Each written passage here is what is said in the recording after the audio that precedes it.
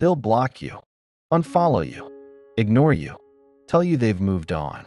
But then, they start watching. Not up close, not openly, but from the shadows.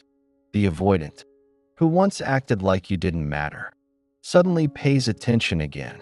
Not by calling, not by admitting, but through silence, through small signals, through quiet monitoring. And the strangest part? This shift happens only after you step away. Only when your energy is no longer chasing. This is the moment. The avoidant begins watching you closely. From a distance, the avoidant lives in two worlds. The first world is the one you saw. While you were together, walls, defenses, coldness, a constant push-pull that made you feel like love was slipping through your fingers. The second world is the one they never admit. A secret one, where their feelings remain, but they're too terrified to show them. When you were close, they convinced themselves. They needed space. They told themselves they didn't want the weight of closeness, that you were too much, that they were better off without you. But distance plays a trick on the avoidant mind. Space, at first, feels like relief. Their nervous system calms down. They think they've regained control. They breathe easier, without your presence pressing against their defenses.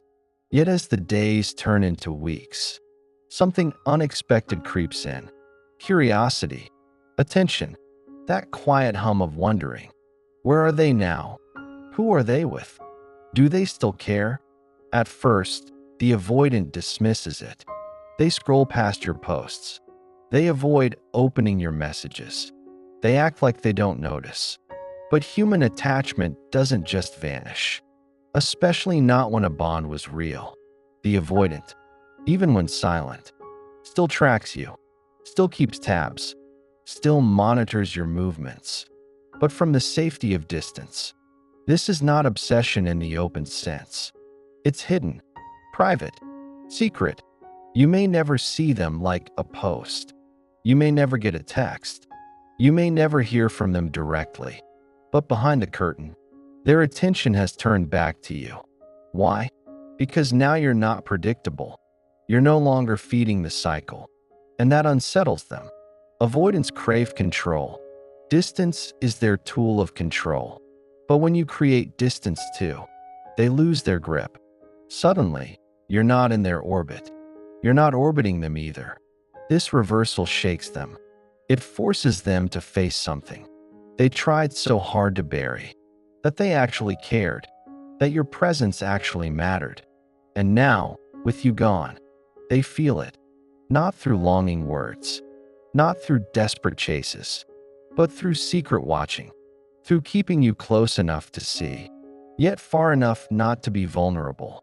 It's the avoidant paradox. When they have you, they push you away. When you're gone, they pull you close in silence.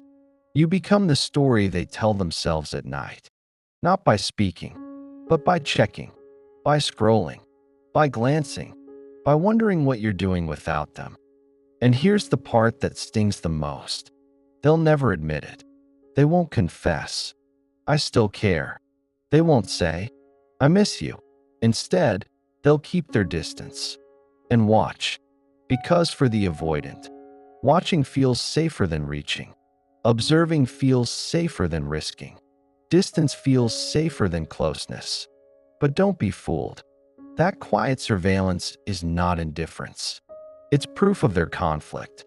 Proof that they're not free of you. Proof that even behind their walls, their attachment still lives. To understand why the avoidant watches from a distance, you first have to understand fear. Avoidants are not cold-hearted. They are not incapable of love. They are terrified of it. Love is closeness. Closeness is exposure. Exposure is danger. That's the code their nervous system lives by. When you were around them, your love pressed against every wall they built. Your presence whispered, "I see you. I feel you. You matter." But those whispers weren't comforting. They were threatening, because being seen felt unsafe. So they created distance, walls, excuses, work, hobbies, friends, anything that could keep you out, even while secretly hoping you'd stay close. This is the contradiction. The avoidant doesn't actually want you gone. They just want you at a distance. That feels safe for them. But here's the trap. When you finally step back, when you pull your energy away, when you stop chasing, their system is thrown into shock. It's not supposed to happen that way. You were supposed to keep showing up. You were supposed to keep proving your love. You were supposed to be the one who never gave up. That was the script in their head. But when you walk away, you rip up that script. You remove the safety net.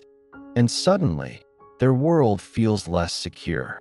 They may not admit it, but you were their anchor. Even when they pushed you away, they relied on your presence. It gave them control. It gave them comfort. It gave them certainty. Now, without you, that comfort is gone. So what do? They turn to silent watching. Because watching doesn't risk rejection. Watching doesn't require vulnerability. Watching doesn't expose them. It lets them maintain distance, while still holding on to connection, scrolling through your pictures, checking mutual friends, remembering moments, replaying old conversations. It's like feeding on crumbs, not enough to nourish, but just enough to remind them you still exist. And if you think this is rare, you're wrong. Avoidants do this often. It's their hidden tether, their way of staying connected without admitting they care. Because the truth is, if they didn't care, they wouldn't watch. Indifference doesn't scroll at night. Indifference doesn't hover silently. Indifference doesn't wonder what you're doing. Silence doesn't mean absence. Distance doesn't mean disinterest. It means fear. Fear of closeness. Fear of being hurt. Fear of needing someone they told themselves they didn't need. And here's what makes this even more powerful. The longer you stay away, the stronger this fear becomes. At first, they think, I'm fine, I'm free. But as weeks pass, as they realize you're not coming back, the reality hits. You're not orbiting them anymore. That's when the watching intensifies. That's when curiosity grows into longing. That's when silence turns into secret obsession. They may not say it. They may never act on it. But their eyes remain on you. And this is where the avoidant shows their cards. Because the one thing they never wanted, to need someone, is now the very thing they feel. But instead of running toward you, they run toward the shadows. Because it's safer there. Because in the dark, they don't risk rejection.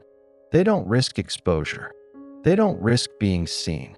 So they stay hidden, watching, waiting, hoping you don't notice how much they're still attached. Watching feels safe, but safety comes with a price. Because when the avoidant chooses distance over connection, they don't escape pain. They prolong it. At first, the watching feels like control. I know what's happening. I'm still aware. I'm still in the loop. But deep down, it's a reminder of everything they lost. A reminder of the intimacy they avoided. A reminder of the closeness they rejected. Every scroll is a sting. Every glimpse of your life without them is a knife wrapped in silence. This is the hidden cost. You see, the avoidant believes distance protects them. That pushing love away keeps them safe. That running from vulnerability keeps them strong. But the truth is, distance breeds emptiness. Silence breeds obsession. And avoidance breeds regret. Because what they pushed away is the very thing they needed. Not just wanted, needed. Human beings are wired for connection. Even the most avoidant hearts crave closeness. They may deny it. They may bury it. But the craving doesn't disappear. So while they watch you live, they're secretly fighting themselves. Two voices. One says, you don't need them. You're fine. The other whispers, you miss them. You care. Don't lie. And the longer they stay silent, the louder that second voice becomes. That's the torment of the avoidant. They created the distance, but they can't escape the longing. It builds slowly, like pressure under the surface, like a storm gathering in the sky, until eventually, every picture, every update, every sign that you're moving forward without them feels like betrayal, not because you betrayed them, but because in their mind, you weren't supposed to leave. You weren't supposed to let go. They wanted you at arm's length, but they still wanted you there. Not gone, not moving on, not happy without them. That's the cost. By avoiding vulnerability, they invited emptiness. By running from love, they created loneliness. By protecting their heart, they broke it themselves. And here's the irony. The avoidant often thinks you're the one in pain. They imagine you're still chasing, still waiting, still holding on. But in reality, you've learned to let go. You've chosen peace. You've stepped into freedom. And that shift shakes them. Because suddenly, the distance isn't their choice anymore. It's yours. That's the moment the cost becomes unbearable. Because the avoidant realizes they're not just watching. They're watching you live a life they could have been part of. And here's what no one tells you. Avoidants don't only fear closeness. They also fear regret. They fear waking up one day and realizing the person who loved them most is gone for good. That fear is the shadow that follows them. It doesn't leave. It doesn't fade. It stays. And as they keep watching, as they keep feeding on glimpses, that shadow grows heavier. Because watching you thrive without them isn't safety anymore. It's punishment. Not punishment from you, but punishment from their own choices, their own fears, their own inability to lean into love. And here's the brutal truth. Avoiding love hurts more than losing it. Because when you lose it, at least you tried. But when you avoid it, you lose without even fighting. That's the cost of distance. That's the price of silence. That's the burden of watching from afar. They thought they were protecting their heart, but really, they were breaking it slowly, in ways only they could feel. And while you heal, they ache. While you grow, they shrink. While you move forward, they stay stuck. That's the hidden cost of being the observer. They don't just lose you, they lose themselves. There comes a point when watching isn't enough. The avoidant thought they could survive on distance. They thought keeping you at arm's length was the solution. They thought silence was strength. But silence has a way of turning into noise. Loud, unbearable, constant. It creeps in late at night, when the world is quiet, when no one is there to distract them, when all they're left with is the weight of their own choices. And suddenly, the images they've been replaying in their head aren't just memories. They're regrets. Every laugh they ignored, every touch they pulled away from, every moment they could have said, "I care," but didn't. It all plays back, on repeat, because distance may feel safe at first, but the longer it stretches, the more it exposes what's missing. And here's what they never tell you. Avoidants don't stop feeling. They stop showing. They push their feelings underground, hoping if they bury them deep enough, they'll disappear. But feelings don't die. They wait. They linger. They build pressure. Until one day, that pressure cracks. And this is where obsession is born. It doesn't start with grand gestures. It starts with tiny habits. Checking your profile once a week, then once a day, then multiple times a day. Asking mutual friends about you. Driving by familiar places. Holding on to objects that remind them of you. To you, it looks like they're gone. But in their hidden world, they've never stopped circling. Because what they ran from is now the thing they can't stop chasing. But secretly, silently, it's not the kind of obsession that confesses. It's the kind that hides, that watches from shadows, that refuses to speak, but can't look away. And here's why. To reach out would mean vulnerability. It would mean admitting they care. It would mean facing the very thing they're terrified of, being seen. So instead, they linger. They hover. They consume your presence from a distance. And the more you rise without them, the stronger the tension becomes. They thought avoiding love would protect them, but all it did was make them hungry for it, starved for it, obsessed with it. And that hunger doesn't go away. It grows. The more they resist, the more it owns them. The more they pretend not to care, the more it eats at them. The more they avoid you, the more they orbit you. That's the trap of avoidance. It doesn't erase love. It multiplies it in silence. But obsession has another side, a darker one, because the avoidant doesn't just feel longing. They feel fear. Fear that you're slipping away completely. Fear that someone else will hold the space they couldn't. Fear that they've run too far to ever come back. And fear fuels urgency. Urgency fuels watching. Watching fuels desperation. Until suddenly, their distance isn't a shield anymore. It's a prison.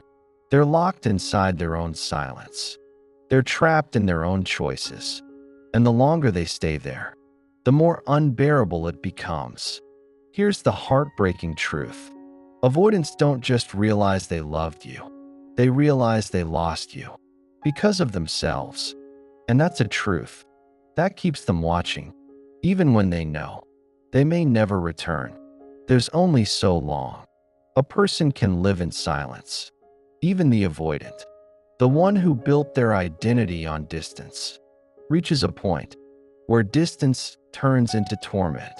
At first, it feels like safety, like control, like the walls they built are working.